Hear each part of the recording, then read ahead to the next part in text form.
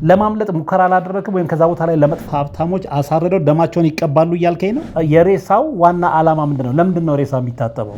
ሬሳ ለማጥቦ ማለት ነው። ሬሳ ታጣቢ ሆኜ ለብዙ ዓመት ስኖር ማለት ነው። በሰውየው ጋር መንገድ ላይ ማለት ነው። ምን ማለት ነው? ራስን ስተህ ነበር ማለት ነው? ምንም እንትን ድምፅ የሌለው አጠገብ ያለው በቃ ሬሳ ነው። ሬሳ የምታጥበው አንተ ብቻ ነህ? ከአንተ ጋር ሌሎች የሚያጥቡ ልጆች አሉ? በዘንዶ ሰው ሲያስበሉ አይቻለሁ ስትለኝ ህይወት ያለው ሰው ነው ወይስ ሬሳ? ደግሞ የገዛ ልጃቸው ታርዶ ደግሞ የሚቀባው ለራሳቸው ነው። ክርስቶስ ስም ቆይ አንዴ እዚህ ጋር ላቁመ። ይቅርታ ሆሳና፣ ማለት ህፃናቶች ይታረዳሉ እያልከኝ ነው?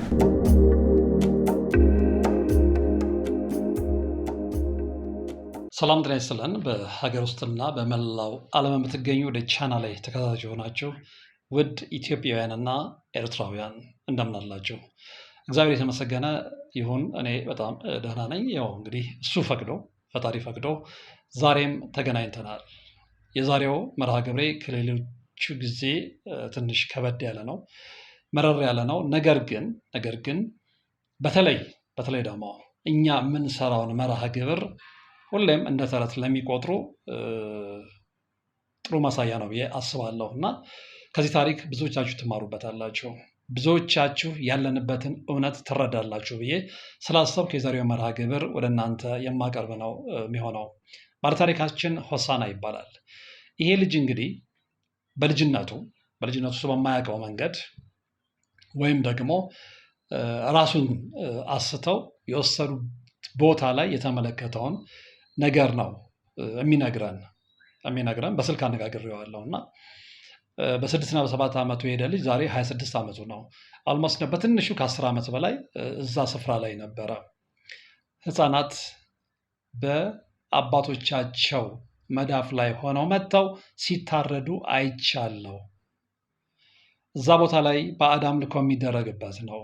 ሀብታሞች ልጆቻቸውን ይዘው መጥተው ልጆቻቸውን አሳርደው ደም ሲቀቡ ተመልክቻለሁ። የሰው ልጅ እስከ ህይወቱ ለዘንዶ ሲገበር ተመልክቻለሁ ነው የሚለው። በጣም ሰቅጣይ ታሪክ ነው። ወንዶች ብቻ አይደሉም፣ ሴቶችም ልጆቻቸውን ይዘው ሄደው ሀብታም ለመሆን ሁሌ እንደምንለው ማለት ነው። እንግዲህ ተረት የምትሉን ሰዎች ደግሞ ዛሬ እዛ ቦታ ላይ ሆኖ የተናገረውን ሊያውም ደግሞ ህይወቱን አስይዞ የተናገረውን ልጅ ምስክርነት ምን ብላችሁ እንደምትቆጥሩት ደግሞ አላውቅም። በጣም ሰቅጣጭ የሆነ ዓለም ላይ ነው ያለ ነው። ብዙ ነገሮች ሲፈጸሙ እንሰማለን በውጭው ዓለም ላይ።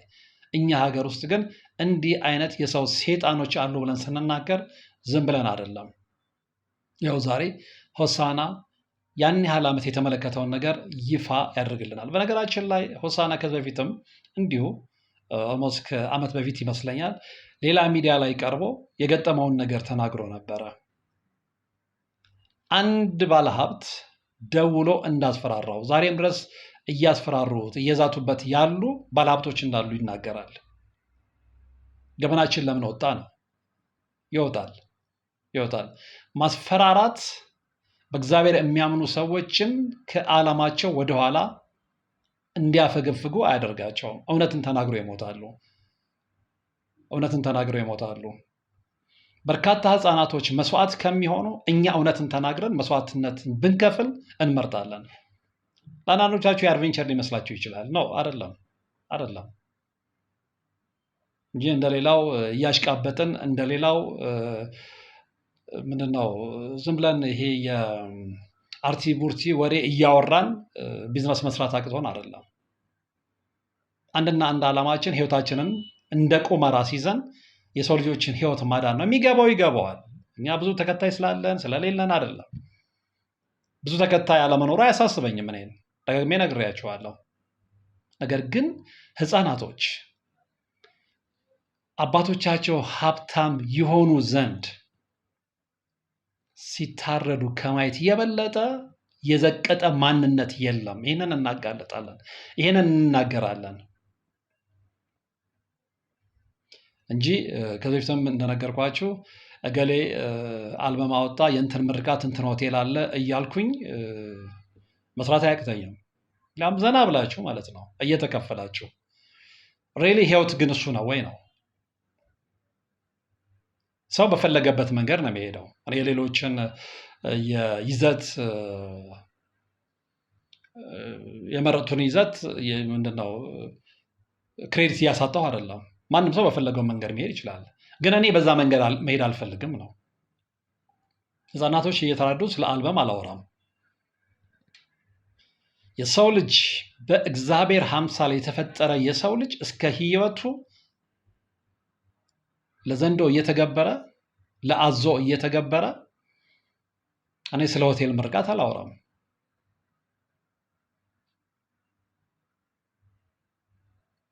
ወይም ደግሞ በዕለቱ ያንን ሆቴል ስላስተዋወቁኝ ለሚሰጠኝ እርጥማን ብዬ እንደዚህ አይነት ቦታ ላይ ሳሽቃብጥ አልገኝም። ምክንያቱም ሌላ አንገብጋቢ አጀንዳ ለኔ ያለ እንደዚህ አይነት ዛሬ እንደማነሳላችሁ አጀንዳ አይነት ማለት ነው። ደጋግሜ ፕሮግራም ሰራ እምለውን ሰምታችኋል። ያልተነገረ እንጂ ያልተደረገ ነገር የለም። አንደኛው ይሄው የሆሳዕና ታሪክ ነው። ዝርዝር ጉዳዩን ትከታተሉ ዘንድ በአክብሮት እየጋበዝኩ ከሆሳዕና ጋር ወዳደረኩት ቃለ ምልልስ ቀጥታ አመራችኋለሁ። ፕሮግራሙን ከተከታተላችሁ በኋላ አስተያየታችሁ እጅጉን ይጠቅመኛልና በሀሳብ መስጫው ሳጥን ውስጥ አስቀምጡልኝ። ታሪኩን ሰምተን እንመለስ። ሄሎ፣ እንደምን አለ ሆሳዕና? ሰላም ነህ? እንግዲህ ወርቅ አፈራው እባላለሁ። ከወርቅ አፈራው ሚዲያ ነው የምደውልልህ።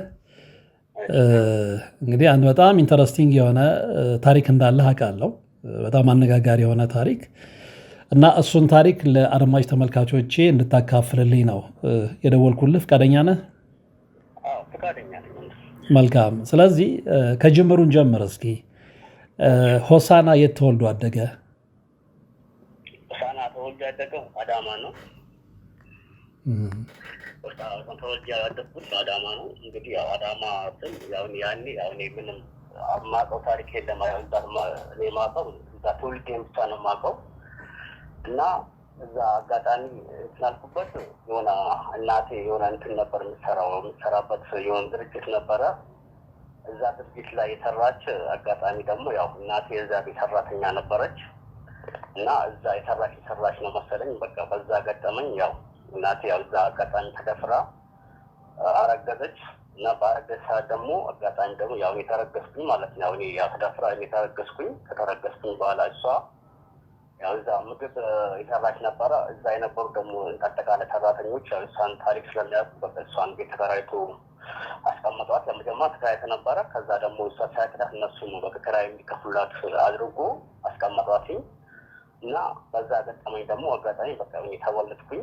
ያው ከተወለድኩ በኋላ ደግሞ ያው እናቴ ያው በህይወት ያው ብዙ አልቆየችም።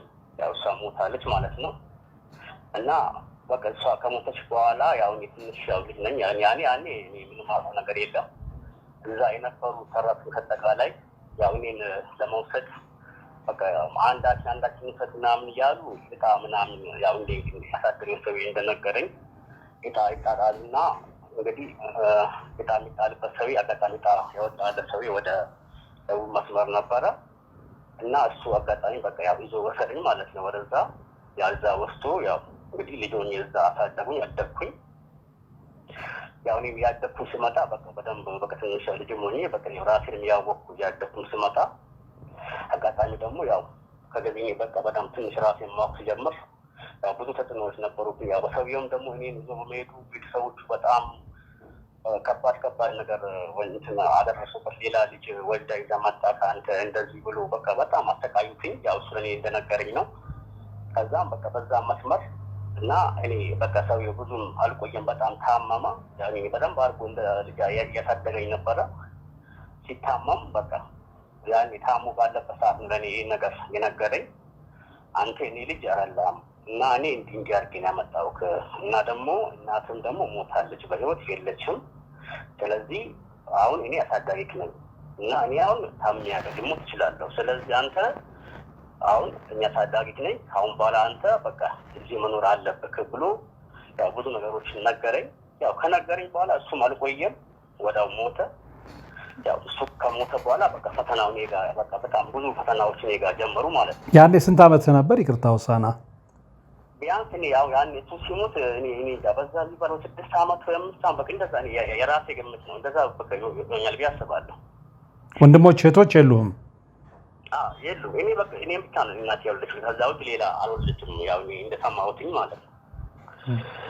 እና ከዛ በኋላ በቃ ፈተናው በጣም ጀመረ። ያው እሱም ሞተ። እሱም ከሞተ በኋላ በቃ በጣም ያላሰብኩት ነገር በቃ እዛ የሰው ልጆች አሉ እና በቃ እኔን በጣም ማሰቃየት ጀመሩ። በቃ እኔ ያኔ በቃ እሱም ከሞተ በኋላ እኔ ያኔ ያው ፍየል ከብት ምናምን ነው የምጠብቀው። የምውለው እዛ ወንዝ ቦታ ነው የምውለው። ወይ ጠዋት ቁርስ በልቼ እሄዳለሁ፣ ቀን ሙሉ እውላለሁ። ወይ በቃ ቢያንስ ወይ ምሳ በትክክል አልበላም ነበር ያኔ። ያው በቃ እንደዛ እያለ በጣም እንትና አሰቃቂ በቃ ሰውዬውም ልጁም በጣም እኔን ደበደበኛል የመጣ እና ማታ ብዙ ጊዜ ሳይበላ ውልና ማድረበት ጊዜ አለ እና ምተኛው ራሱ በአጠቃላይ በዚህ እንደዚህ ተነፍሶልኝ አይደለም። በቃ በሚያስጠላ ነገር ነበር። ጨርቅ ነው በቃ ዝም ብሎ ጨርቅ መተኛት በሱ ነው የምተኛው። እንደገና ማታ በቃ በጣም ስቃይ በጣም ከባድ ነበር። ያው አሁን ሳስታውሰው ያው በጣም ያመኛል፣ ግን ያው በጣም ከባድ ነበር ያኔ ያሳለፍኩት ነገር በጣም ከባድ ነው። ከዛ ህይወት እንዴት ቀጠለ? እና እንደዛ ይሆን አጋጣሚ ደግሞ እዛ ጎረቤት የሆነ ሰው ያለው በተገድ የሚኖር ሰው ያለ ብዙ ጊዜ አንዳንዴ በቃ እንዲህ በማልማል ይሄድ ነበር። እዛ ሲሄድም እኔን ያየኛል ሁኔታዬን ምናምን ሳይ በጣም በቃ እንትለው ነበረ ያደረጉኝ ነገር እና ልጆቹ የሰው ልጆች በጣም ከባድ ናቸው እና በተለይ ሴቷን በጣም ከባድ ናት እና እሱ ነው በቃ ሰውዬው በቃ በሆነ ገጠመኝ ላይ እንትና አለኝ በቃ አንተ እንደዚህ እንትን ከምትሰቃይ እኔ ያለሁበት ሀገር ከተማ ወልደሃለሁ ከኔ ጋር ያው ታድጋለህ እና እኔ በጣም እንከባከብሃለሁ ምናምን አለኝ። በቃ ያኔ እኔ በደስታ ነው እሺ ያልኩት ማለት ነው። ያኔ በቃ እሺ ያልኩት በቃ ችግር የለም። እኔ ተመልሼ ስመጣ ወልዳለሁ ብሎ በቃ አንድ ቀን ነገረኝ። እኔ በቃ ያነሰ በጉት ነው መጠበቅ ጀመርኩኝ እና ከዛ ተመልሶ ሄደ በኋላ እና በቃ እነሱ ያው ልጁ በቃ በጣም ከባድ በቃ እኔ የሚመታኝ ምት ለእኔ የሚገባኝ ምት አልነበረም እና እንደዛ ያሰቃዩ በጣም በቃ እኔ እዛ ያየሁት ስቃይ በጣም እኔ ከልክ በላይ ነው። እኔ ያኔ በሞት ኖሮ አንድ ጊዜ ትዝ ይለኛል የሆነ ኃይለኛ ዝናብ ዘነበና የሆነ ኃይለኛ እንትን እንዲህ ፍየሎች ጠብቄ ያለው የሆነ መብረክ ከላይ እንትን የሚለው የለም በዝናብ የሚወርደው አጋጣሚ እሱ እንትን መብረክ ወረደና አጋጣሚ ደግሞ እኔ አጣይሪ በጣም ተኝቻለሁ። ልክ አደገቢ ላይ ልክ ያ ድምፅ ሰምቼ ስነቃ ከቦታ እኔ ምንም አልሆንኩኝም፣ ግን ያለሁበት ትንሽ ቢያንስ 3 ሜትር ራቅ ይላል ቦታው። በቃ የሌለ እንዲህ ተቆፋፍሮ ምናምን ነገር አየሁትኝ ተነስቼ ማለት ነው እና በቃ በዛ ገጠመኝ በቃ እኔ ነዛ ደንግጬ ተነሳሁ። ስነሳ ምንም አልሆንኩኝም እና ሰላም ነኝ። ከዛም ተነስቼ ወደ ቤቱም ገባሁ እና ደግሞ በመቀጠል ደግሞ በሌላኛው ከን እንደዚህ የሆነች በቃ እንደዚህ ሞተችብኝ እና ያቺ ደግሞ ከሞተች በኋላ ደግሞ በቃ ለኔ በቃ ሰቃዩ በጣም ከባድ ሆነ። በቃ ያቺ በቃ እንዴት ሞተች ተብዬ በቃ እኔ እስከ 3 ቀን እስከ 8 ቀን ድረስ ከቤት ቁጭ አድርጎ የደበደቡኝ ማለት ነው እና በዛ ገጠመኝ በቃ እንደዚህ ያሳለፍኩት ስቃይ ያው በጣም ብዙ ነው።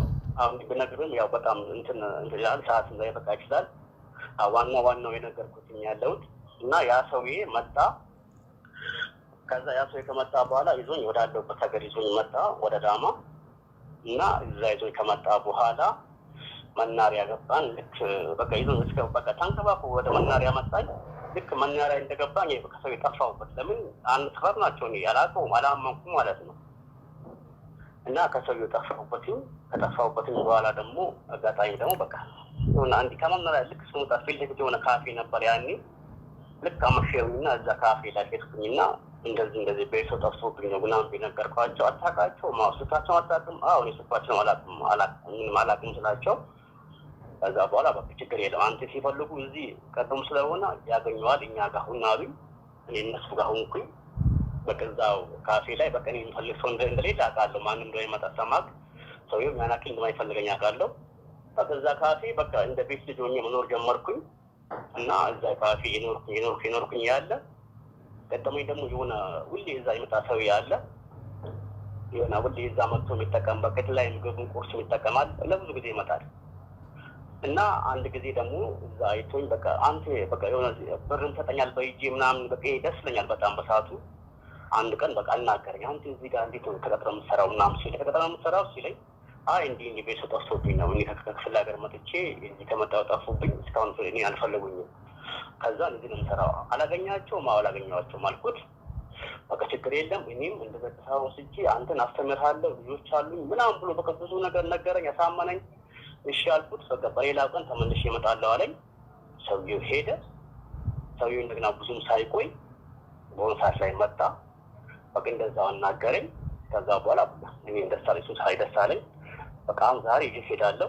ስለዚህ አሁን ሲሄድ እነግርሃለሁ እዛ ጋር ያ መኪና ቆሟል እሱ ጋር ሄድልኛል አለኝ በቃ ከዛ በኋላ ከሰውዬው ጋር ያበዛ መኪና ወስዶ አስገባኝ በቃ አብረን ወደ አዲስ አበባ ሄድን ማለት ነው ያኔ ስንት ዓመት ነው ሆሳና በቃ ያኔ እስከ 7 ዓመት ነው ማለት ነው ወደ 7-6 እንደዛ ይሆናል ወደ 7 ዓመት ሆነኛል በቃ እኔ በኔ ግምት ማለት ነው ወደም በራሴና በቃ ያኔ አቅ ነበርኩ ከዛን ይዞኝ ሄደ ከዛ ይዞኝ ከሄደ በኋላ አዲስ አበባ ነው ይዞኝ ሄደው በቃ እዛ ሄደ በቃ በጣም ጥሩ በቃ አልቆየሁም ለትንሽ ጊዜ ትልቅ ቤት ነው የሚያምር ቤት ነው ያለው እዛ በቃ ጥሩ ምግብ በላለሁ በጥሩ ተኝቼበት ማላቅ ነገር ነው የምተኛው አልጋ ላይ ተኛለሁ በቃ እንደዚህ ደስ አለኝ በጣም እና እሱ ጋር ደግሞ የሚመጡ ብዙ ሰዎች አሉና ብዙ ጊዜ ጥቁሮች ናቸው ጥቁር ጋምቤላዎች ይመጣሉ ብዙ ጊዜ እና ደግሞ እሱ ቤት ያው ብዙ ልጅ ነው ያለው እና ከዛ በኋላ እዛ አልቆየሁኝም ሳልቆይም የሆኑ ሰዎች መጡ በቃ እና አንዴ ጠርቶ አናገረኝ አንተ እንደዚህ ሌላ ሀገር ትሄዳለህ እኔ እመጣለሁ ከኋላ ተከትዬ እመጣለሁ እንደዚህ ከሆኑ ሰዎች ጋር ትሄዳለህ ሌላ ሀገር ቤት አለኝ ምናምን አለኝ በቃ ይሄን ብቻ እንዳወራኝ ነው የማውቀው ከዛ በኋላ እኔ ምን ልሁን አላውቅም በቃ ከዛ በኋላ እነዚህ ሰዎች ይዞኝ ሄዱ ማለት ነው እኔ አሁን ልክ ይዞኝ ከሄዱ በኋላ እኔ ራሴ ስነቃ ደወቅ እንጂ እኔ ከዛ በኋላ እኔ እንዴት እንደሆንኩ ራሱ እኔ እንጃ ብዙም አላውቅም መንገድ ላይ ማለት ነው ምን ማለት ነው ራስን ስተህ ነበር ማለት ነው ራስን አላውቅም ነበር ስትል ራስን ስተህ ነበር ነው ወይስ ያው እኔ ከሰውዬው ማውቀው ሌላ ክፍል ጥቁሮች ነበሩ ክፍል ሌላ ሀገር ቤት አለኝ ቤተሰብ አለኝ ምናምን አለኝ ከነሱ ጋር ሄዳለኝ እኔም ከኋላ የመሳቱኝ ማለት ነው ከዛ በኋላ በቃ ራሴን አላውቅም በቃ ራሴን ሳትኩኝ ማለት ነው ምን እንዳደረጉኝ ራሱ ምንም አላውቅም ያው እኔ ስነቃ ነው ሁሉ ነገር በቃ የት እንዳለውም ግራ ሲገባኝ ነው እንጂ እና በቃ በኋላ እኔ የት በቃ እዛ ወሰዱ በቃ በኋላ ስነቃ ነው ከእንቅልፌ ስነቃ ነው እንጂ ራሴን በቃ የት እንዳለው ትኛልኩ ከእንቅልፌ ስነቃ ነው ከዛ ስነቃ ሌላ ቦታ ነው ያለውበት ቦታ የሆነ በቃ የሆነ የሚያስፈራ ላይን የሚታየው ሰው በሙሉ የሚያስፈራ በቃ በጣም ያ ቦታ ላይ በጣም ከባድ ነበር እና በቃ ስነቃ ራሴን ያየሁት ሌላ ቦታ ነው ሄድኩኝ እዛ ትልቅ ውሃ ዳር ነው ትልቅ ጫካ ነው በቃ በኋላ ነቃ ስነቃ በቃ አጠገቤ ያለው ሰው የሚያስፈራ ላይን እንኳን አይደለም ለማየት ሲናገረው ይቀልሻል በጣም ከባድ ላይን የሚያስፈራ ያ በኋላ ለሞትኩኝ እንጂ በቃ ከዛ በኋላ እዛ ሄድኩኝ ማታ ነበረ በዛ ከደረስኩ በኋላ ሰውዬው በቃ ተነስቶ አማርኛ ያወራሃል ደግሞ ሲያወራ በቃ ማታውን በግቡን ሰዓት ላይ በቃ ከሰውዬው ጋር ቢያንስ አንድ 3 ቀን ምናምናችሁ መሰለኝ በቃ አሪፍ ትንሽ ቆየሁ እዛ ከሰዎቹም ጋር ምንም ያልኩ ግን ያ ሰው አይመጣም እኔ ጋር አይመጣም እጠይቃለሁ ይመጣል እኮ አልሉኛል ከተወሰነ ጊዜ በኋላ በቃ እኔን ብቻ ሰውዬው ጋር ገባሁ እጄ ላይ በቃ የሆነ ነገር ሲቀብሩብኝ ነው በቃ ያኔ ትንሽ ነገር ማስታወሰው በቃ እጄ ላይ የሆነ ነገር አደረጉብኝ በቃ የሆነ ነገር ቀበሩብኝ እጄ ላይ ማለት ነው ምልክቱም ያው እስካሁን ድረስ አለ እና እጄ ላይ በቃ ያን ነገር ቀበሩብኝ ከቀበሩብኝ በኋላ በቃ እኔ ራሴን ያረዳሁኝም በቃ ቆንሳሳ ብቻ ነው የምነቃው እንጂ እኔ ብቻ የሆነ ጊዜ ልብኛል ከሰዎች ጋር ስገናኝ የሆነ ክላስ ስገባ የሆነ ክፍል ስገባ በቃ ማየው ነገር የሆነ ሰዓት ላይ እነቃለሁ ብቻ ከኔ ጋር ወደ 3 ልጆች ምናምን ነበሩ በቃ ከእነሱ ጋር ነው ሙሉው ማድረው ከእነሱ ጋር አግባቡኝ ማለት ነው ከእነሱ ጋር ተግባባን ከዛ ከጊዜ በኋላ በቃ እነሱ የሚያደርጉትን ነገር አያለው እኔ በቃ በሰዓቱ ይመስል የሆነ እንደዚህ ሰው ዝም ብሎ የሆነ ሻወር እሺ ቀጥል እና በቃ በሆነ ሰዓት ላይ ነቃውኝ እኔ ከዛ እንትን ብዬ በሆነ ሰዓት በቃ ነቅቼ ራሴን ስመለከተው ለካ አጠገቤ ያለው ማይናገር ምንም እንትን ድምፅ የሌለው አጠገቤ ያለው በቃ ሬሳ ነው በቃ በሆነ ሰዓት በቃ ያኔ ነው እኔ በቃ በሆነ ሰዓት ነቃውኝ አጠገቤ ያለው ነበር ራሴን ሳትኩኝ ወደኩኝ መልሼ በሰዓቱ መልሼ እንደገና ስነቃ ሰውዬው ጋር ራሴ ያለሁት በቃ እንደዛ ያልኩኝ በቃ ጊዜ በኋላ እኔ አጠቃላይ በቃ ለብዙ አመት ለካ እኔ በቃ ሬሳ ነው የማጥበው ማለት ነው ያው ሬሳ አጣቢ ሆኜ ለብዙ አመት ስኖርኩኝ ማለት ነው በሰውዬው ጋር ይቅርታ አንዴ እዚህ ጋር ላቋርጥህና ያለበት ቦታ ከተማ ነገር ነው ወይስ ገጠር ነው? በጣም ህልም ያለ ገጠር ነው። ዙሪያው ጫካ ነው። ብቻ እኔ ማቀው ዳርቻው አጠቃላይ በቃ ስሙን ማቀው ባሮ ወንዝ ይባላል። በቃ ቦታው ባሮ ትልቅ ወንዝ ነው። የጀልባ የሚሄድበት ነው። እኔ ማቀው በቃ ጀልባ ይመጣልና በዛ ቦታ እንጂ አሁን ሌላው ዙሪያው ትልቅ ጫካ በቃ እንዲህ ወጣ ያለ የከተማ ቦታውን ራሱን አላየሁም። እኛ አጋጣሚ በስራ ምክንያት የሆነበት የሚሄደው ምክንያት ሶስቱ ነው ከተማ ማየው እንጂ እዛውን እኔ ከተማ አላየሁም። በጣም ጫካ ውስጥ ነው። ሬሳ እንድታጠብ ያስገደደህ ማን ነው? በቃ እዛ ሰውየው ነው። በቃ ትልቅ ሰው ያለ ዋናው ነው የሚያዝ ሰው ያለ እዛ ዋናው ማለት ነው። ሰውየው ምንድን ነው ተግባሩ? እዛ ቦታ ላይ ቁጭ ብሎ ምንድን ነው የሚያደርገው? ሬሳ ለምንድን ነው የሚያሳጥበው? አሁን ለምሳሌ እንትን አለ አዳዲስ ሬሳ ሲመጣ አሁን ዞሮ የሚያዩ አዳዲስ ሬሳ ሲቀበር ሴት የሚሆን ወንድ እና ለሱም የተዘጋጀ ሰው አለ። አዳዲስ ሲቀበር ምናምን ሄዶ ቆፍሮ የሚያመጡ አሉ። ሬሳውን ማለት ነው። ሬሳ አዳዲስ ሬሳዎችን ያመጣሉ። በቃ ልክ ዛሬ የሞተ ሬሳ ወይ ቢያንስ 2 ቀን 3 ቀን ከሆነ ይመጣል። ቢያንስ ያው ዞሮ የሚያዩ አሉ። ከተማው ከተለያየ ቦታ ሄዶ የሚያመጡ አሉ። ሬሳው ከየት ነው የሚመጣው? ይቅርታ እኔ አላቅም። ከየት ነው የሚመጣ ራሱ እኮ እኔ አላቅም። እኔ ብቻ ሲመጣል እንደ ተጭኖ ሲመጣ እንዲህ ተገንዞ ይመጣ አይደል? በቃ እኛ ያን ፈተን ስናጥብ ነው እኔ የማውቀው እንጂ እኔ ከየት በኩል ይምጣ ለእኛ አይነግሩንም። አናውቅም። እኛ ስራችን ብቻ እዛ ሲመጣ ማጠብ ነው። ሰው ሲመጣ ሰው የመጣ ቀን ይዘጋጃል በኃይለኛው በቃ እንደዛ ነገር ነው እኔ የማውቀው እንጂ አሁን ከየት እንደመጣ ለእኛ አይነግሩንም። እሱ ቆይ አያይዤ ጥያቄዎችን ልጠይቅህና መልስልኝ። በጣም እየገረመኝ ስለመጣ ነው ታሪኩ። አንደኛ ሬሳ የምታጥበው አንተ ብቻ ነህ? ከአንተ ጋር ሌሎች የሚያጥቡ ልጆች አሉ? ሁለተኛ ደግሞ የሬሳው ዋና ዓላማ ምንድን ነው? ለምንድን ነው ሬሳ የሚታጠበው? ከኔ ጋር የሚያጥቡ 3 ልጆች አሉ። ከኔ ጋር 4 ነው። እና ሬሳ የሚታጠበው ለምሳሌ አሁን በቃ የሆነ ሰዎች የሚመጡ ሰዎች አሉ። ሰውየው ጋር የሚመጡ ሴቶች አሉ። እና ሬሳ ለምሳሌ 4 እስከ 10 ሬሳ ለምሳሌ ተዘጋጅቶ ይቀመጣል። የሴትም አለ የወንድም አለ ይቀመጣል። እነሱ በቃ እንደዚህ ክላስ አላቸው ለሁሉም ይቀመጣል። በቃ ሰው ሲመጣኛ አለ በቃ እዛ ደግሞ እንደዚህ ነው እንደነገራለን። በቃ ክላሶች የሳር ቤት ነገር ናቸው። በጣም የሚያማምሩ ናቸው። አልጋ ቤት አለው ምን አለው ብዙ ነገር አለው። በቃ እኛ አዘጋጅተን እንጠብቃለን። በቃ የሆነ ማታ አካባቢ የሆኑ ሰዎች ይመጣሉ። ወይ ሴት ለምሳሌ ሴት ከመጣች የወንዱ ሬሳ ይዘን ነው የምንሄደው እዛ ክላስ ላይ። ልክ የወንዱ ሬሳ ሲመጣ እኛ የወንዱ ሬሳ ወስደን ክላሳቸውን እናስገባለን። በቃ ወንዱ ከዛ ሴቷ ደግሞ እዛ ክላስ ትገባለች። እኛ በቃ ከስራችን መውጣት ነው ያለብን። እኛ ከዛ እንወጣለን። እኛ እንጂ አናይም። በቃ በሩ ይዘጋል። እኛ ብቻ ማድረስ ነው። እና ደግሞ ወንድም ከሆነ ደግሞ የሴቷን ሬሳ እናስገባለን። እኛ ይገባል ስል ዝም ብሎ እንደዚህ አይደለም። በጣም ታጥቦ በተለያየ ኬሚካል ነገር ተደርጎበት ነው እንጂ እንዲህ ዝም ብሎ አይደለም። በቃ እኛ በተለያየ ኬሚካሉ ብዙ ኬሚካል ለእኛ ይሰጠናል። በቃ በዛ ነው በቃ እኔም ከዛ ለመጥኩት ስራውን። ግን ያ ስትሰራ በቃ አንተ ራስን አረላም በቃ እንዲህ ራስን አውቀህ አንድ ቀን አውቄ ራሴን ፌንት የሰራሁትኝ እና ራስን የሆነ ሰው መቼም እንግዲህ ያስበው ሬሳ የሚያክል ነገር አንተ ቤተሰብ እንኳን ሞቶብህ እንኳን ለማየት ይከብዳል። እና በቃ በሆነ ሰዓት ስነቃ ነው እንጂ ራሴ የማውቀው አሁን ይሄን ስናደርግ እኛ ዝም ብለን እንደ ህልም እንየው እንጂ የሆነ ቀላል ነገር አድርገን የምናየው እንጂ ምን እንደሆነ ያን አክል እኛ ስሜት ነበረኝ። ሳጥብ ምስል እኔ ስሜት አይሰማኝም ነበር በሰዓቱ። እና በቃ ያ እናደርጋለን። በቃ እነሱ አሁን 4 በላይ ሬሳ ያዘጋጃል። ሴትም ወንድም በቃ ሰዎች ይመጣሉ። ከእነሱ ጋር እኛ ማገናኘት ነው። በቃ እኛ ወስደን ሲመጡ አስገቡ እንባል እኛ ወስደን ማስገባት ነው። በቃ ያ ደግሞ ለአንዴ ብቻ ነው የሚሆነው። ለምሳሌ አንድ ሴት ለምሳሌ ሬሳ ከሆነች ከአንድ ወንድ ጋር ካስገባን በቃ ያ ደግሞ ዳግም እኛ ጋር አይመጣም። በዛ አለ የራሱ ቦታ መኪና አለ ወስዶ እንዲጣል ነው የሚደረገው። ዳግም አይሰራበትም ማለት ነው። ያው የሚያደርጉት ደግሞ ሀብታሞች ናቸው። አሁን እንደዚህ ሀብታሞች አሉ አይደለ?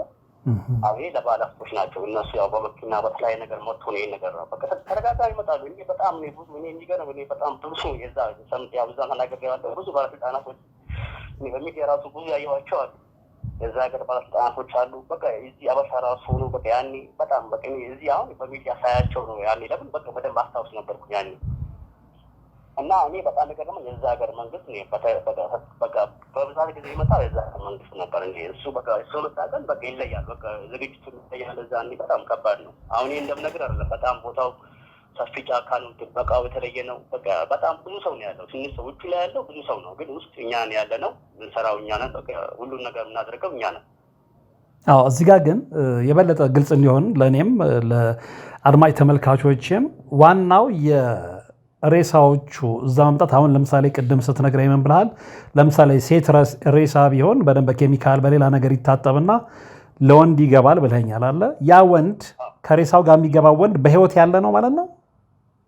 ያኛው ሰው በህይወት ነው። በቃ ኖርማል እንደኛ ነው። እኔና አንተ እንደምናረው ሰው በቃ ኖርማል ጤነኛ ሰው ነው የሚመጣው። እዛ በመኪና በቃ ራሱ መሳል መኪና ይመጣል። ስለዚህ ከሬሳው ጋር ምን ያደርጋል ብዬ ነው። ጤናማ ሰው በህይወት ያለ ሰው ከሬሳው ጋር ባዶ ክፍል ውስጥ ምን ያደርጋል?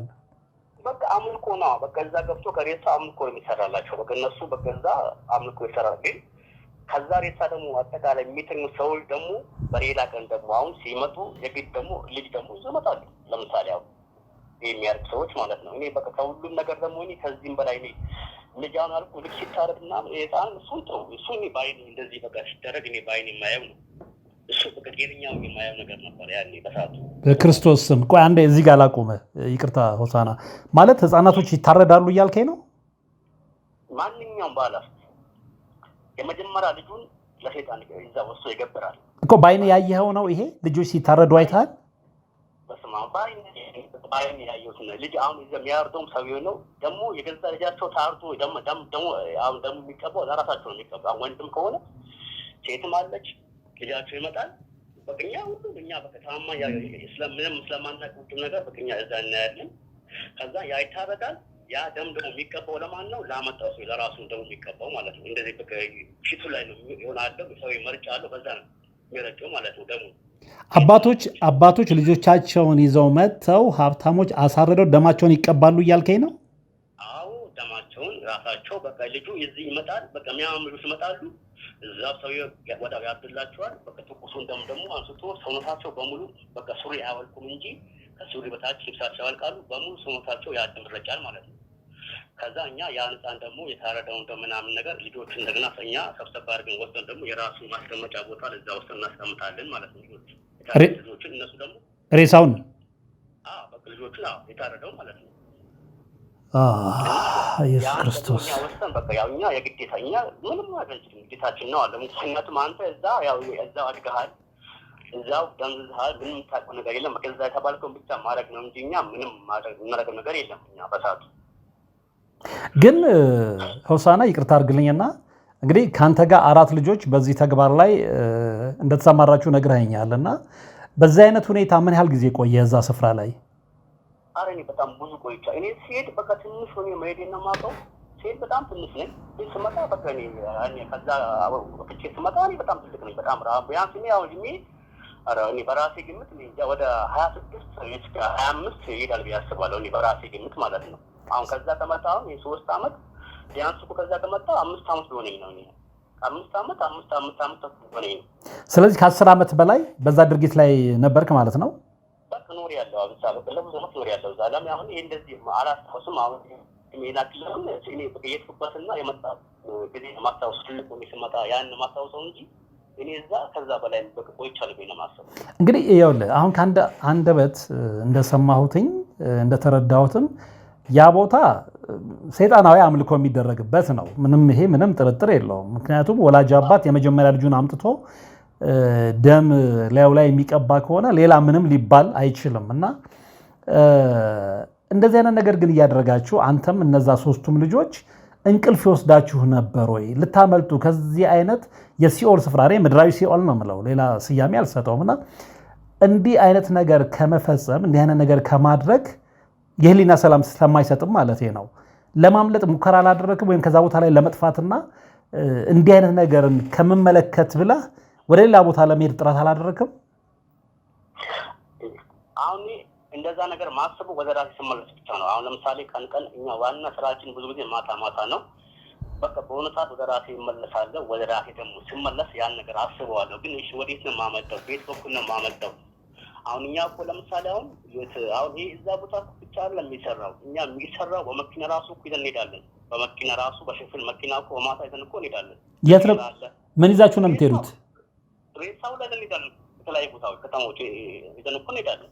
ከተማ ውስጥ። ስለዚህ ይዛችሁ ሄዳችሁ ሬሳው ምን ታርጉታላችሁ? በቃ ወዘን ይዘን ሄዳለን። በቃ እዛ ለምሳሌ ባትልቅ ቤት አላቸው፣ የሚያምር ቤት አላቸው፣ አሉ ፎቅ አላቸው። እዛ ወዘን በማታ መኪናው ሽፍን ነው። እኛ የምናውቀው የት ነው? ከመኪናው ወርደን ብቻ እዛ ቦታ ስንገባ እንጂ እኛ የትም ቦታ ለማየት እንደለኛ አይፈቀድም። ለምን? በቃ ዙሪያችን ያለ ትልቅ በቃ የሚያስፈረም ጥቁሮች ብቻ ናቸው ደግሞ ከኛ ጋር የሚኖሩት ማለት ነው። በቃ ያን ደግሞ አለ ራሱ መቻል ጎማ የሚገፋበት ሐኪም ቤት ብዙ ጊዜ ሐኪም ቤት ነው እንደ ሐኪም ቤት ጎማ የለም። በቃ በሱ እኛ በቃ ይዘን በቃ በሱ ገፍት እናስገባለን። ባልዘጋብናል። እንደገና እዛም መጀመሪያ እዛም እናጥባለን፣ እናዘጋጃለን። እዛም ደግሞ ከወሰድን በኋላ እዛም ደግሞ እንደገና በድጋሚ ያን ብዙ ቅመም ነው ያለው። ያን ወስደን አዘጋጅተን ምን ብለን ደግሞ እዛው አልጋ ላይ ደግሞ አስተኝተን እንደገና እኛ እንወጣለን ማለት ነው። እዚህ ጋር እኛ ይዘን ሄዶ ባለፍቱ ይገባል። በከገባኛ ከዛኛ መውጣት ነው። እኛ አናይ እኛ ልናይ ስለማይፈቀድልን እኛ አናይ። ግን አሁን እዚህ ጋር አንድ ነገር ስትነግረኝ እንደዚህ አይነት ነገር እንግዲህ ዘግናኝ ሁኔታ ነው። አንደኛ በእግዚአብሔርም የሚያስጠይቅ ነው። ሁለተኛ ደግሞ በምድርም ቀፋፊ የሆነ ድርጊት ነው አይደለ? ከዚህ ስፍራ ላይ አምልጠ ለመሄድ ለምን አልሞከርክም ስል የማስታውሰው ወደ ራሴ ስመለስ ነው ብለኸኛል። እና ራሳችሁን ስታችሁ ነው ይሄንን ተግባር የምትፈጽሙት ማለት ነው? አንዴ አራም እኛ አልኩ እኔ አንዴ ሬሳ እቺ ፌን ሰራው አልኩም። በቃ ያኔ ወደ ራስ ተመልሼ ነበር ቤት አለው እንጂ ይሄን ስንሰራ በቃ የሆነ በጣም ከባድ የሆነ አደንዛዥ ነገር አለ ሰውነታችን ላይ ምንም እንዳናስታውስ በቃ እኛ ብቻ ማንም ሳን መጥቶ ቢያዘን መስራት ነው እንጂ በሰዓቱ ምንም እኛ በቃ ያናክል አናስተውልም። እኛ እንጂ ማስተዋል አንችልም። አትቃወሙም? እና አላደርግም ብለህም አትቃወምም እንዴ? አረ የለም እዛ ስንት ሰው አንተ እዛ ራሱ ሆኖ እኮ ስንት እዛ እንኳን ጥበቃ ሆኖ እኮ የሆነ ወንጀል ሲሰሩ እኮ እና ሲገደሉ እኔ ባይኔ ያለው ለምሳሌ እዛ ሲገደሉ ሲቆረጡ ባይኔ ሰማ እንዴት ያን ነገር ያየው እንዴት ነው በቃ እኔ ነገር ለማድረግ ሞከረ ማለት ከፍራቻ አንፃር ማለት ነው። ከፍራቻ አንፃር ማለት አላደርግም ብትል እኔንም ይገሉኛል ከሚል ፍራቻ ነው ወይስ አእምሮህን ስለሳት አሁን እየነገርከኝ እንዳለው የምታደርገውን ነገር ስለማታውቅ ነው? አሁን ይሄን ማድረገው እኔ አንደኛ ለምሳሌ እዚህ ጋር አሁን ነገር እኮ አሁን በሰዓቱ እኔ ራሴን እፈራለሁ አልፈራም። ያን ነገር ሳደርግ እኔ ምንም አላውቅም። ለምሳሌ ሬሳውን ሰዓት ምን ስል በቃ በደንብ አድርጌ ራሴን ለህልም ነው እንጂ በደንብ አድርጌ ራሴን አላውቅም። ግን በቃ በሆነ ሰዓት ላይ ብቻ ወደ ራሴ ስመለስ ግን ያኔ ብዙ ሀሳብ መጣልኛል። በቃ የሆነች በቃ አንዳንዴ ዘልየውላ ውስጥ ልገባ ይላለሁ። በቃ ወደ ራሴ ደግሞ አይሙሬ ንጹህ እንደሆነ ደግሞ በደንብ አድርጌ አውቀዋለሁ። አይሙሬ ንጹህ በቃ ውስጤ ደግሞ ከራሴ ጋር እሱ በደንብ አድርጌ አስባለሁ። በቃ ለምን በቃ ንጹህ አይሙሬ እንዳለኝ አውቀዋለሁ፣ በደንብ አስባለሁ። እና የሚገርምህ ደግሞ ይሄ ትልቅ ዘንዶ የሚባል አሁን ረጅሙ ማለት ነው ነው አዛንዱ እሱ ራሱ የራሱ ቻለ ቤት አለው። እኔ በሱ ሰው ሲያስወላ ይቻላል በሱ ራሱ ማለት ነው። አሁን የዘንዶ ይባል ረጅም የለም ብዙ ነው። ለዛ በጣም እዚህ አይቼው አላውቅም። እሱ ራሱ እኔ በቃ እኛ ለምዷ ማለት ይችላል። ቆይ በዘንዶ ሰው ሲያስበሉ አይቻለሁ ስትለኝ ህይወት ያለው ሰው ነው ወይስ ሬሳ? እንዴ ሬሳ ነገር የለም። በቃ አንድ የሁሉ አምልኮ የተለያየ አምልኮ ነው ያለው። ለምሳሌ በዛ ራሱ መጥቶ የሚበላ ሰው አለ። ለምሳሌ በዘንዶ ራሱ ኖርማል የሚበላ ሰው አለ። እስከ ህይወቱ ማለት ነው። ይቅርታ ውሳና ከህይወቱ አይኑ ያይ እንደዘንዶ አንሶ ለቲዩታ ይቻላል እንጂ ከህይወቱ በቃ ሰው ይመጣል። እዛ በእግዚአብሔር ስም ይበላው ዘንዶ ብዙ ጊዜ ይበላው። ለምሳሌ ራሱ የቻለ ገመድ ይዞ ይመጣሉ። ይሄ ካፍት ይዞ ይመጣሉ። እሱ ታርዱ ላይ ሰጠዋል። እሱ ለብዙ ጊዜ ግን እኔ በቃ አንዳንድ የሆነ አምልኮ ደግሞ ሲቀየር እንደዚህ ሰው ይዞ ይመጣሉ። ልክ ያዛንዶ ሲበላ እና ይቺ ባይና ይቻላል። ለምሳሌ እኛ ለምን እዛው ስላደግን በእኛ ምንም አይደበቅም። በቃ አዎ ለምን መሰለህ ይሄንን ያልኩ ሆሳና ከይቅርታ ጋር ይሄንን እምልህ ለምንድን ነው እኔ በአብዛኛው የምሰራው ይሄ ከርኩሳን መናፍስት ጋር የተያዘ ስራ ነው። እና እንደዚህ አይነት ታሪኮችን ሳቀርብ ለምሳሌ ብዙ ሰዎች ከውጭ ሀገርም ከሀገር ውስጥም ይደውሉልኝና ያጋጠማቸውን ታሪክ ይነግሩኛል። እሱም መልሼ ለአድማጭ ተመልካቾች ያቀርባለሁ። እና የማያምኑ ሰዎች አሉ። ዝም ብላችሁ እናንተ ተረት አታውሩ፣ ዝም ብላችሁ የሌለ ነገር አትፍጠሩ የሚሉ አሉ። አንተ ደግሞ በቦታው ኦልሞስት ከ10 ዓመት በላይ 6 ዓመት ሲሆነኝ ነው የሄድኩትኝ። ከዛ በኋላ ግን እስከ 26 ዓመት አሁን ከተመለስኩ 5 ዓመት ነን ያልከኝ እስከዛ ነበርኩኝ። ያየሁትን ነው እየነገርኳችሁ እያልከኝ ነው። እና የማያምኑ ሰዎች ስላሉ ነው ይሄንን የምልህ። ለምሳሌ እኔ አሁን ብዙ ታሪኮች ሰርቻለሁ፣ ግን አሁን ከአእምሮዬ በላይ እየሆነ ስለሆነ ነው በዘንዶ ሰው ሲያስበሉ አይቻለው ስትል እስከ ህይወቱ ሲሰጡ ምንም አይመስላቸውም እነሱ እኔ አልኩኝ ያኔ ራሱ ያን ያተሻሻው አልቀርብም ነበር ግን ምንድነው ያው ዘላለም ሲያስማማኝ ይሄ ለሰዎች ማስተማሪያ ይሆናል አንተ ይሄ የወጣበት ነገር ሰው ካልተማር ያንተን ህይወት ያም ሰው ሊያይ ይፈልጋል ወጪ ላይ ነው በቃ ያኔ ነው ስለዚህ ወቅቱ የወጣው እንጂ ነው መቼም ልወጣም ነበር እና ግን እግዚአብሔር የሚያውቀው ሁሉኔ ካስተፋፋራሴ ያየው ሰው እንጂ እኔ ወይ ታሪክ ነው ይቻላል በራሴ ህይወት በራሴ ነገር ብዙ ሰዎች በተለያየ ነገሩን ሊያዩት ይችላሉ እኔ ግን ሁሉ ሲሆን ባይኔ አይቻለሁ ባይኔ በብረቱ ያየሁትን ነገር ነው እንጂ እኔ አንድ ነገር እዚህ ላይ ጨምሬ ከሆነ እኔ ዛሬ ልሙት ነገ ልሙት እኔ ማጉዳይ የለኝም ይሄን ሁሉ ሲፈጠር እኔ ባይኔ አይቻለሁ ይሄ ግፍ ሲሰራ እኔ ባይኔ ያየሁትን ነው ሁሉም ያለው እግዚአብሔር ብቻ ነው የሚገርም ያንተን ታሪክ ከዚህ በፊት እንዳልከው የሀበሻ ጫውታ ላይ ሰምቼዋለሁ በከፊል እና እዛ ላይ አንድ በጣም የገረመኝ ነገር አለ እሱንም እንድታስታውስ ምክንያቱም ለምንድን ነው አንደኛ የሀበሻ ጫውታ የራሱ ኦዲየንስ ያለው የራሱ የሆኑ ተመልካቾች ያሉት ሚዲያ ነው የኔም ደግሞ እንደዚሁ ደግሞ የራሴ ሁለቱ የተለያዩ ኦዲየንሶች ስለሆኑ ማለት ነውና ምናልባት የኔ ኦዲየንሶች ያንን ታሪክ ላይ ሰሙት ይችላሉ ያስባለሁ ሬሳ ምንድነው የሆነ ነገር ተቀብቶ ህይወት ይዘራል የሚል ነገር ስትናገር የሰማው መስሎኛል እና እሱን ነገር ታስታውሰኝ ሆሳና እኔ ሲጀመር እኔ እንደዚህ ያወጥ እኔ ለምን እኔ ብቻ በቃ እኛ ያን አድርገን በቃ አስተካክለን ለስልስ አድርገን ምናምን ማስገባታችን ነው እንጂ አሁን እዛ እኔ እንደዚህ ህይወት ምናምን ነገር እኔ እሱ ነው እኔ ብዙም አላውቅም ስለዚህ እኔ እዛ ነፍስ የሚዘራ ምናምን ነገር አላየሁም እኔ አይታየውም እኔ ብቻ አሁን ለምሳሌ ወንዱ ከሆነ ለሴት ሴቷ ወንድ ነው የምናልቀው ይሄ በትክክል አድርጌ በደንብ አድርጌ አውቃለሁ እኔ እና ደግሞ ልጆች አብይካለሁ የመጀመሪያ ማንኛውም ባላችሁ ሲመጣ የመጀመሪያ ልጅ ይዞ ይመጣል ያ ደም ታርዶ ደሙ ራሱ መልሶ ይቀቡታል ከዛም ደግሞ አልፎ ደግሞ በዛ ደም ነው አሁን እሱ ሆቴል የምኖረው ምን የምኖረው በዛ ደም ተጽፎ የሚሰጥ እንጨት አለ በእንጨት ተጽፎ ነው የሚሰጠው አሁን ብዙ ጊዜ እንትኖች ታፔላ አይተህ ከሆነ ታፔላው ስር አድርጎ እንዲሰጡ ነው የሚሰጣቸው ያ በራሳቸው በረጃቸው ደም ይጻፋል ያ ደግሞ ተጽፎ ይሰጣቸዋል እና ያ አሁን እንትን ታፔላ ተሰጡ በታፔላው ስር ተደርጎ ነው አድርጎ እንዲሰጡ ይነገራቸዋል እዛ ማለት ነው በታፔላው ስር ምን ነው የሚጻፈው አሁን ለምሳሌ አሁን ሰው የሆነ ነገር ሲተሰጥ የለ በትልቁ የሆነ ስራው ማስታወቂያ ምናምን እሺ በዛ አድርጎ በቃ ከዛ ውስጥ ላይ አድርጎ እንዲሰጡ ነው ከታፔላው ጋር አብሮ ተጽፎ በደማቸው ተጽፎ ይሰጣቸዋል ታፔላው ላይ ማለት ነው በቃ በትንሽ ነገር ሰጣቸዋል እነሱ ያው ያን ታፔላ ሲጽፉ እሱ ከስር እንዲያደርጉ ለምን ገበያ እንዲያመጣላቸው ማለት ነው ገበያ እነሱ የሚሰሩት ስራ ላይ አሪፍ ገበያ ገቢ እንዲያገኙ ይሰጣቸዋል ያ ኦኬ እሺ ቀጥልልኝ እና እኔ አሁን መቼም ማረሳው አንድ ተመላለሱ የመጣ ሰው ነበረ እና አሁን እዛ ደግሞ ስትሰራ ግብር አለ ግብር በየወሩ የሚገበር አለ በየሁለት ወሩ የሚገበር አለ በቃ ቀለውም ደረጃ በሀብቱ ልክ ደረጃ አለ ያን ግብር ግን መገበር ግዴታ ሰው ሲገብር ወይ ገንዘብ ሆና የሚታሆነ ሄደው አንድ የሆነ እና ያ ሰውዬ ከዛን እንትን አለ ያ ቦታ ላይ ብዙ ጊዜ ይመጣል ሲመጣ ነው የማውቀው እና በሆነ ሰዓት ላይ በቃ ሰውዬ ግብር ለብዙ ሳይመጣ ደግሞ ያ ሰው ሳይመጣ ለብዙ ያየሁት በቃ ቆይ ሳይመጣ በሆነ ቀን ሲመጣ ያን ትልቅ የተባለ ሰው በሚያምር የነበረ ሰውዬ በኋላ እዛ ላይ መጥቶ ሽራው ሰው በዳዲው ጋር ከመሄድ ሲሄደየው እንዴት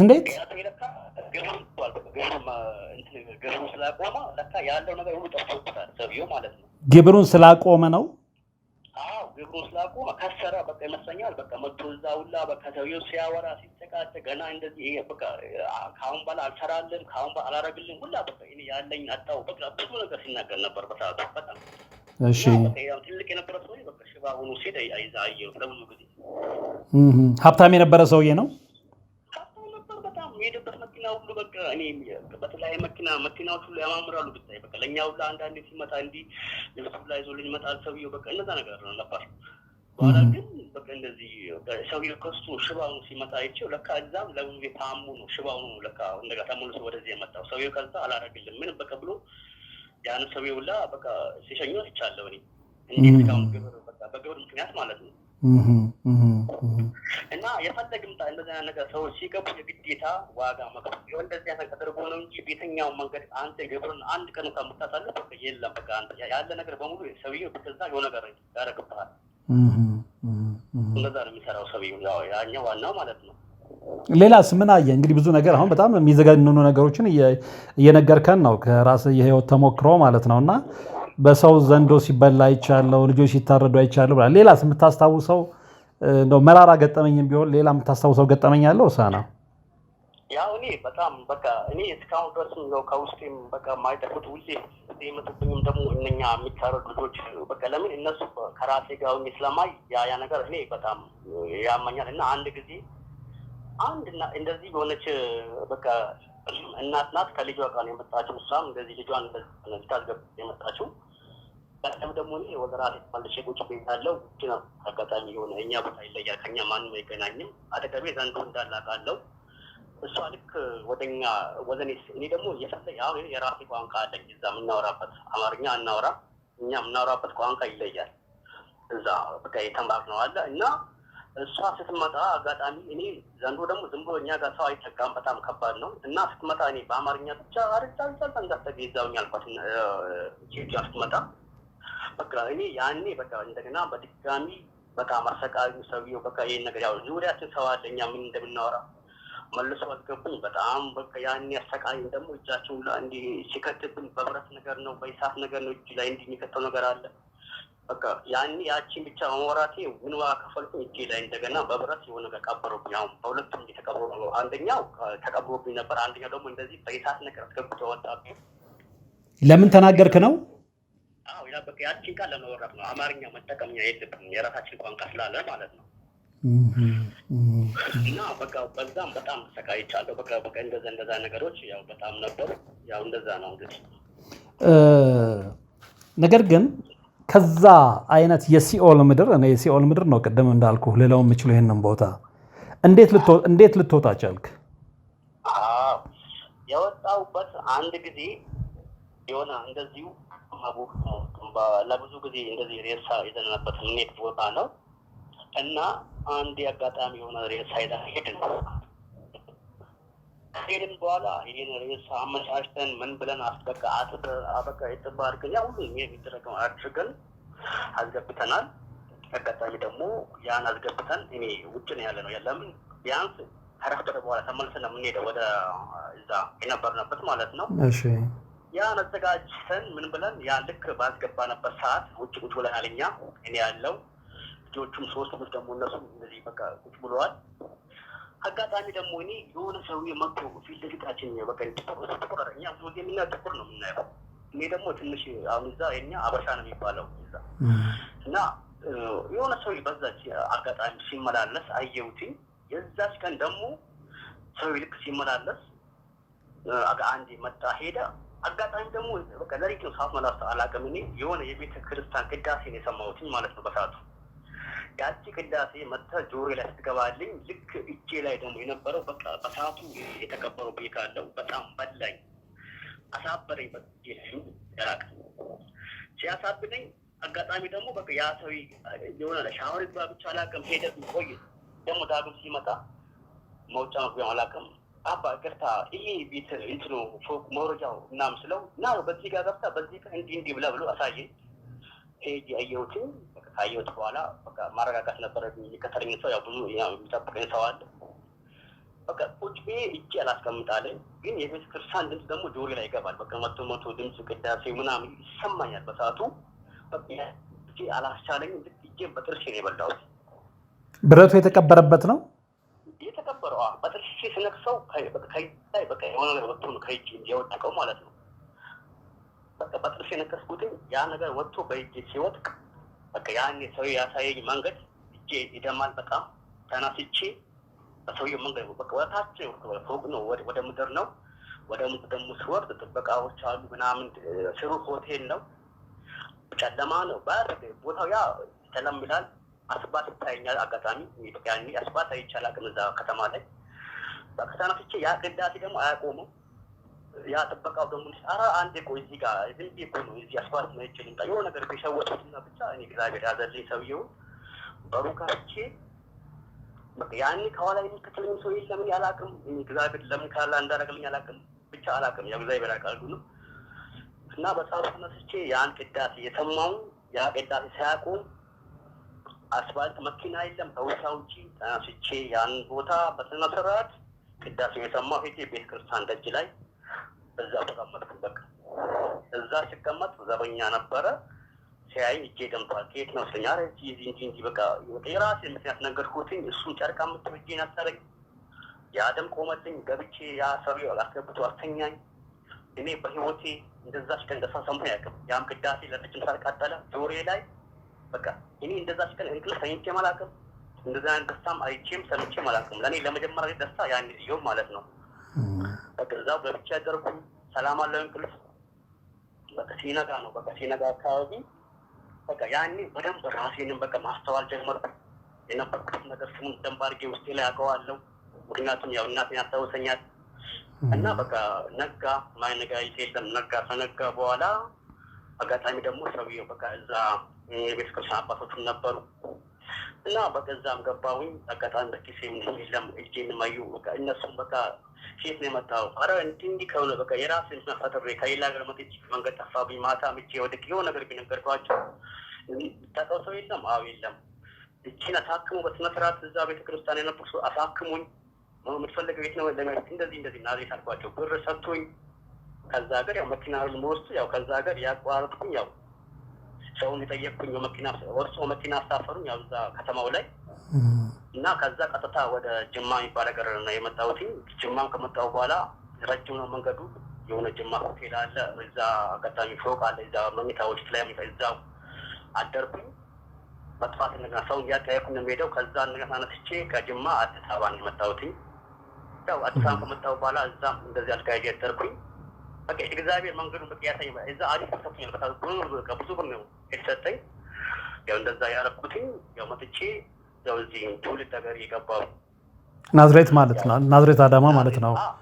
በቃ ለምን ሰው እንዴት አሁን ዝም ብዬ ሮጬ መኪና አልጋ ስገባ እጠይቃለሁ። ሰው እጠይቃለሁ እንዴት እንደሚሄድ በቃ ጠያይቄ ነው። በስ ለምን አይሙሬ ሰላም ነኝ በቃ እና ከዛ በኋላ እያጠያቅ መጥቼ አዳማ ገባሁትኝ። ያው አዳማ ከገባሁ በኋላ እግዚአብሔር ይመስገን ያው ከዛ አይብስብኝም። ያው እዚህም በቃ ብዙ ፈተናዎች ተናገርኩኝ ማለት ነው። አዳማ ያው ለብዙ ጊዜ ያው ውጭ በረንዳ ነበረ ከመጣሁ ግን እኔ ለእኔ ይሄ ይሻለኝ ነበር። ምክንያቱም ይሄ በቃ ለእኔ በቃ ትልቅ ያው ስቃይ ደርስብኝም እዚህ ስመጣ ግን የአዳማው ስቃይ እኔ ከምንም አልቆጠርኩትኝም ከምንም ከነበርክበት አንጻር ኧረ በቃ ለእኔ እንደው ደስታ ነበር። እኔ እዚህ ሆኜ ብሞት እኔ ሰው ቢገጨኝም ለእኔ ደስታዬ ነበር። በጣም ከልክ ላይ ደስታዬ ስለነበረ እኔ በቃ አላም በቃ እዚህ ከመጣሁ በኋላ በቃ ውጭ ሲሚንቶ ላይ ስተኛም ደስታ ነው የሚሰማኝ።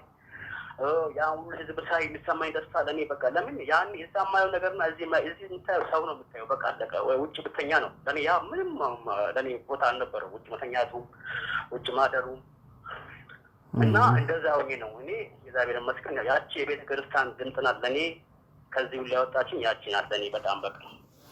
እኔ የምልህ ሆሳና አሁን በምን አይነት ሁኔታ ላይ ነው ያለው? ያው እዚህም ከመጣሁ በኋላ ያው እንግዲህ ያኔ እዛ በሻም ጨዋታ ወጥቼ ከመጣሁ በኋላ የተወሰነ በቃ ብዙ ሰዎችም እኔ ለመርዳት የተወሰኑ ሰዎችም አገዙኝ። በቃ ብዙ ሰዎችም ለመርዳት ቃል ሲገቡልኝ ነበረ።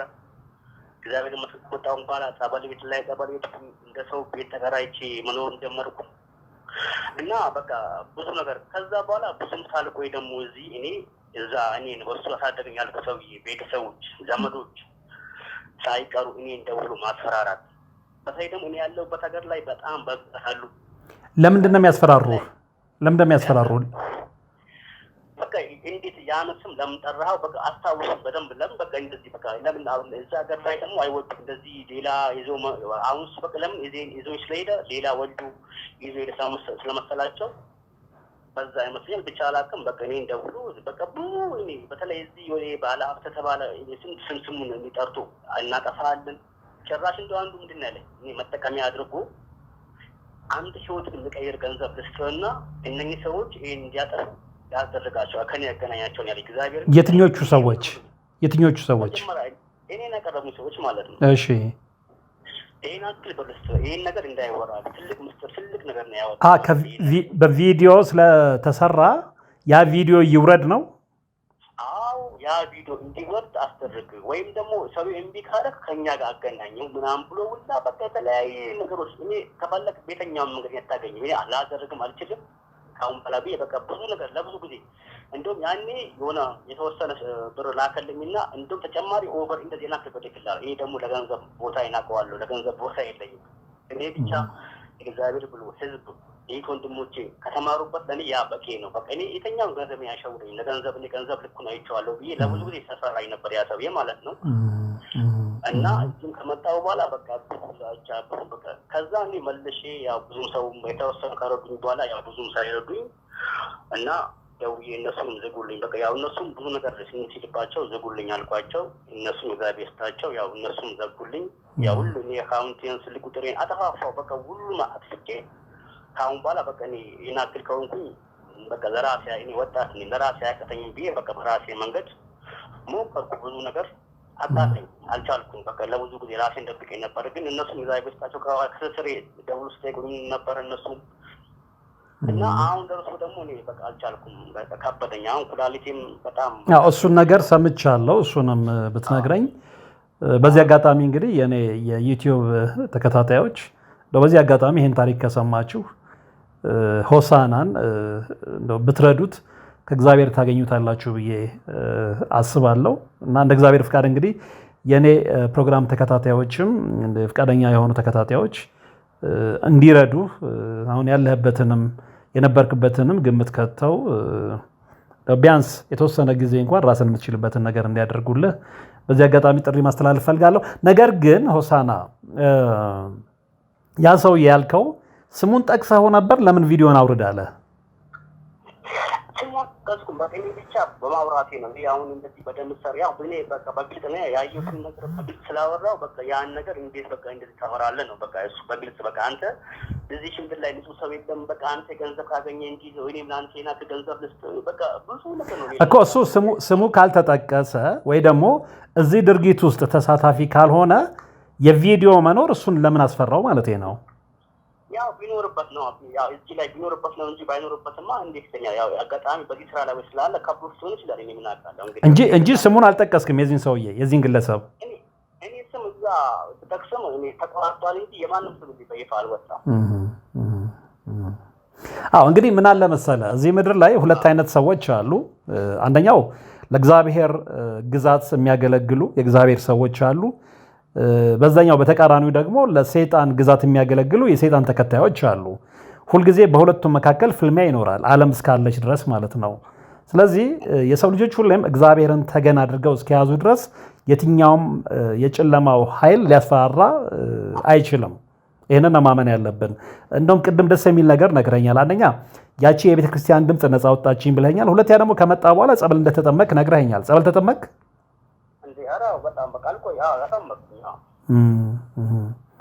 አሁን የጠመቅኩት እዛ ወጥቼ ከመጣሁ በኋላ ነው። እዛ ከመጣሁ በኋላ በጣም ብዙ ነገር የተወሰኑ ሰዎች በረዱኝ። ተጠመቅኩኝ ጸበልን ቦታ በቃ እኔ ቡጭ ነበር ኖረው ቤት ካለው ቤትም ትንሽ የሆነ በቃ ቤትን ተከራየሁ። በግል እንደ እግዚአብሔር ይመስገን እንደ ሰው ሞኜ መኖር ጀምሬ ነበረ። ያው እኔ አሁንም ቢሆን እኔ እግዚአብሔር ይመስገን እኔ ገና ወጣት ነኝ። አሁን ትልቁ ችግር የሆነብኝ ኩላሊት ነው እንጂ እኔ ሌላ ምንም አልነበረብኝም። ግን አሁን በቃ እኔ የቤት ጋሽቴ ነው የምታከመው። በቃ ቃተኝ በቃ ኩላሊቴ በጣም የጉልበት ስራ እንዳሰራ ምናምን ሐኪም ቤት ሁላ በቃ ነግሮኝ እና በቃ በሱ የተነሳ ነው እንጂ ማንም ሰው እንደዚህ ጠይቀን ነበርኩኝ። እና አሁን ኩላሊቴ በጣም ትልቅ ደረጃ ላይ ደርሷል ተብዬ ትልቅ ሁላ መረጃ ሰጥቶኛል። በእጄ ነው ያለው። ምንድን ነው ኩላሊት ምንድን ነው የሆነው? ፌል አድርጓል ወይስ የኩላሊት ጠጠር ነው ወይስ ምንድን ነው? ኩላሊት በጣም እና ኢንፌክሽን ወደ ኢንፌክሽን ተቀይሮብሃል እና ደግሞ የሽንት ቱቦ ራሱ በጣም እሱም ያው ትልቅ ጉዳት ደርሶብሃል እና ኩላሊት እረፍት የጉልበት ስራ እንዳሰራ በተቻለ አቅም እና በዚህ ምቀጥል ከሆነ የጉልበት ስራ የምሰራ ከሆነ ኩላሊት በጣም ከልክ እንትን ስራ ያቆምብሃል ብሎ ነው የነገሩኝ። ያው እንደገና ያው ስራ ቦታ ራሱ ስራ ይህን ማስረጃ ስጣቸው ብሎላ ማስረጃ ጽፎ ነው የሰጡኝ። ይሄ የግለሰብ ቤት ነበር የትኩት ይህን ታያቸው ስራው እንዲያቀሉ ብሎ ሁላ ማስረጃ ሰጡኝ በይጄ ማለት ነው። እንግዲህ እግዚአብሔር ይጨመርበት እንዳልኩ ወደ መጨረሻውም አካባቢ የተናገርኩት ነገር አለ። ሆሳናን መርዳት የሚፈልጉ ሰዎች ቢደውሉልኝ በምን አድራሻ ሊያገኙ ይችላሉ? ያው ስልክ ቁጥርም አለኝ፣ አካውንትም አካውንትም አለኝ። አካውንትን ትነግረኛለህ። ስልክ ቁጥርህን ግን እዚህ ላይ የማልናገረው ለምንድን ነው? እኔ እናንተን ያገናኘን ሰው አሁንም ገበናቸው የተገለጠባቸው የዲያብሎስ ልጆች እያሳደዱ እንደሆነ ነግሮኛል። ስለዚህ ስልክ ቁጥርህን ለጊዜው እናቆየውና የአዋሽ አካውንት ቁጥርህን ተናገር። የአዋሽ ቁጥር አለኝ። አንድ አውጥቼ ወይ ልስጥህ ወይስ በቴሌግራም ላክልህ ወይ አውጥቼ ልስጥህ? በቃል አታስታውሰው? በቃል ኢቴሙ ላይ ስላለ አሁን አውጥቼ ወይ ልስጥህ? ወይ ቴሌግራም ላይ አድርግልኝ፣ ችግር የለም። ከግርጌ ያስኬደዋለሁ። በቴሌግራም ላይ አድርጌ እልክልሃለሁ። በቃ በቴሌግራም ላይ ላክልኝ።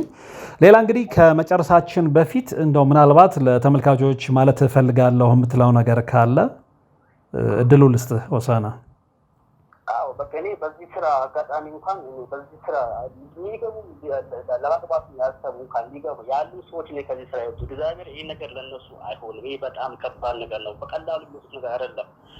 በቃ ስለዚህ ማንም ሰው ከሰራ ማይቀየር ማይለወጥ የለም። ስለዚህ አንድ ሰው ይህን ሲያስብ ብዙ ዋጋ ከፍሎ ነው የገዛ ልጁን ገብሮ የገዛ ቤተሰቦቹን ገብሮ ነው እዚህ ውስጥ ነገር ውስጥ የሚገባው።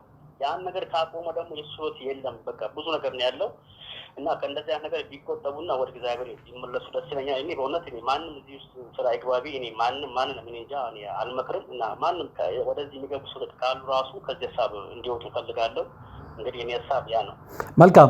ከዛ በፊት ግን አንድ የመጨረሻ እንደውም ዘንግቼውን አሁን ትዝ ያለኝ ወደ ሀገር ወይም ደግሞ ወደ ትውልድ መንደር ከመጣ በኋላ እንግዲህ እንደሚታወቀው በኢትዮጵያም ሆነ በዓለም አቀፍ ደረጃ ሰውን ማረድ ወንጀል ነው አይደለ? ሰውን መግደል ወንጀል ነው። እነዛ ሰዎች የራሳቸው ልጆችም ይሁኑ እንጂ የራሳቸው ልጆች እንዲያርዱ እንዲገድሉ አይፈቀድላቸውም። በሕግ ተጠያቂዎች ናቸውና ከመጣ በኋላ እንደዚህ አይነት ነገር መኖሩ ለሕግ አካላት ለማሳወቅ ሙከራ አላደረግም? ለምን አሁን እንደዛ ነገር አሁን ቢከብደኝም አሁን ለምሳሌ እኔ ያንን ቦታ አሁን በይፋ እንደዚህ በቃ እኔ ማውቀው ነገር ሁሉ እግዚአብሔርን ወስጄ ያን ቦታ ባሳይና እኔ ለሕግ አካላት ተወክሜ ወስጄ ባሳይ ደስ ይለኝ ነበር። ግን አንደኛ ያን ቦታ ለምሳሌ እኔ እንደነገርኩ ገብተን የምንወጣው በመኪና ነው ስለዚህ እንዴት አድርጌ በቃ ብዬ በጣም ከበደ እንጂ እኔ ያን ቦታ ባቅ ኖሮ እኔ ደስ ይለኝ ነበር። ይሄ ነገር እኔ ለማስቆም ራሱ ብችል እኔ እንኳን ምክንያት ሆኖ ደስ ይለኝ ነበር። ግን ቦታው ባለማወቅ የቱ ጋር እንደሆነ አሁን ቤት ራሱ ቤት በኩል መግቢያው እንደሆነ አላውቅም። ያ ስለማይፈቀድልኝ ነው እንጂ እኔ ይሄ ነገር እኔ አሁንም ቦታ በትክክል አውቄ ወስጄ ባሳይ እኔ እግዚአብሔርን ደስታዬን አላውቀውም ነበር። እዛው ሳይቼ እንኳን በሞት ለእኔ ትልቅ ደስታ ነበር። ልጅም ስለነበርክ ሲወስዶም ደግሞ በመኪና ስለነበረ ባሮ አካባቢ መሆኑን ታውቃለህ እንጂ እርግጠኛ ኤግዛክት ቦታውን መለየት ያቅታል። ይሄን ነገር በሙሉ በቃ እኛ ምንም እንድናይ አይፈለግም። ለምን በቃ አይፈልጉም። ስንገባ በመኪና ነው ስንወጣ በመኪና ነው እንጂ ይሄን ነገር ለእኛ ልናይ ስለማይፈቀድልን ነው እንጂ አንደኛ የገባሁት እኔ ሳልፈልግ በልጅነቴ ነው። ከገባሁም በኋላ መውጫ አልነበረኝም። በቃ በዛ ምክንያት ነው እንጂ እኔ አንዲችም ነገር እግዚአብሔር አንዲችም ቦታ እኔ እንደዚህ በዓይኔ ያየሁት ቦታ የለም። በቃ እንዲቀጠመኝ ሲወጣ በመኪና በጨለማ መኪና ነው የምንሄደው። ስንገባ በጨለማ መኪና ነው የምንገባው። ግን ብቻ እኔ እዛ ምንድነው ባሮ ባሏ ብቻ ነው የሚወደው የማታውቀው ባሮ ይባላል። ይሄ ታንክ የሚባል ስም ይጠራል። ይሄ ነገር አውቃለሁ። ትልቅ ጀልባዎች የሚወጡበት ቦታ አውቃለሁ። ትልቅ በቃ ውሃ ነው። እሱን ነው የማስታውሰው እኔ ማየው ያን ነው እንጂ ኤግዛክት ቦታውን በቀን ብርሃን እንዳየ ሰው አታስታውሰውም? አላስታውሰውም። ያን ቦታ በታምር አላስታውሰውም። መልካም እንግዲህ በተሻለ መጠን እንግዲህ የምታውቀውን ያየኸውን የነበርክበትን ህይወት ነግረህናል፣ አካፍለህናል። እንግዲህ ብዙ ጊዜ ፕሮግራም ሲሰራ ብለው ነገር አለ ምድራችን ላይ ያልተነገረ እንጂ ያልተፈጸመ ወይም ደግሞ ያልተደረገ ነገር የለም እላለሁ። እንግዲህ ያንተ ምስክርነት ደግሞ ብዙ የሚናገረው ነገር ያለ ይመስለኛል። ሆሳና እግዚአብሔር ከአንተ ጋር ይሁን። አሁንም ጸበል መጠመቅህን አታቋርጥ። ምክንያቱም የነበርክበት እንትን በጣም ክፉ ቦታ ነው። በተቻለ መጠን እንግዲህ ከእግዚአብሔር ጋር እንረዳዳለን። እርግጠኛ ነኝ ይህንን ፕሮግራም የሰሙ የእኔ ተመልካቾችም ዝም ይሉሃል ብዬ አላስብም እና በድፍረት ለህይወትህ ሳትሳሳ ዋጋ እንደሚያስከፍል አውቀዋለሁ። ምክንያቱም እኔም ያለሁበት መስመር ስለሆነ ያንተ ደግሞ በጣም ሲሪየስ ዋጋ የሚያስከፍል ነገር ነውና ለህይወት ሳትፈራ ለህይወት ሳትሳሳ ሌሎች ይዳኑ ያየሁትን ነገር እመሰክራለሁ ብለህ እንግዳዬ ስለሆንክ በተመልካቾች ስም ከልብ አመሰግናለሁ። እሺ ወንድሜ እኔም ማለት እግዚአብሔር ሰው እኔም በደንብ አድርጌ እኔም አንተ ምን ያጠያየቀ ይሄ ሁሉ ስለጠየቀኝ በእውነት እኔ በጣም አድርጌ አመሰግናለሁ ወንድሜ። በእውነት እኔ በጣም ደስ ብሎኛል። በጣም አመሰግናለሁ። እሺ ሆሳዕና እግዚአብሔር ከአንተ ጋር ይሁን። የተከታተላችሁት ነበር እንግዲህ ታሪኩ እንዴት አገኛችሁት? እንዲህ አይነት ምድር ላይ ነው የምንኖረው። ዛሬ እርግጠኛ ነኝ የተወሰናችሁት እዚህ ጉዳይ ላይ ህይወት የሚያስከፍል ጉዳይ ላይ ማንነትን አደጋ ላይ የሚጥል ጉዳይ ላይ ለምን መስራት እንደፈለግኩኝ የበለጠ ግልጽ ይሆንላችኋል ብዬ አስባለሁ። እግዚአብሔር ከኛ ጋር ይሁን። ሌላ ምንም የምለው ነገር የለም። ወደ ጊዜያችሁን ሰውታችሁ እንደሌላው ጊዜ አብራችሁኝ ስለነበራችሁ ከልብ አመሰግናችኋለሁ። እግዚአብሔር ይስጥልኝ። አሁንም ግን እግዚአብሔር በሀገራችን ምድር ላይ ሰላም ያምጣ። ኃጢአተኞችን በራሱ መንገድ ይቅጣ። ዘግናኝ ነው፣ አደገኛ ነው። እግዚአብሔር አሁንም ከእንደዚህ አይነት መዓት ይሰውረን። በድጋሚ ሌላ ፕሮግራም ይዤ ቀርባለሁ። እስከዛው ግን በያላችሁበት ሰላም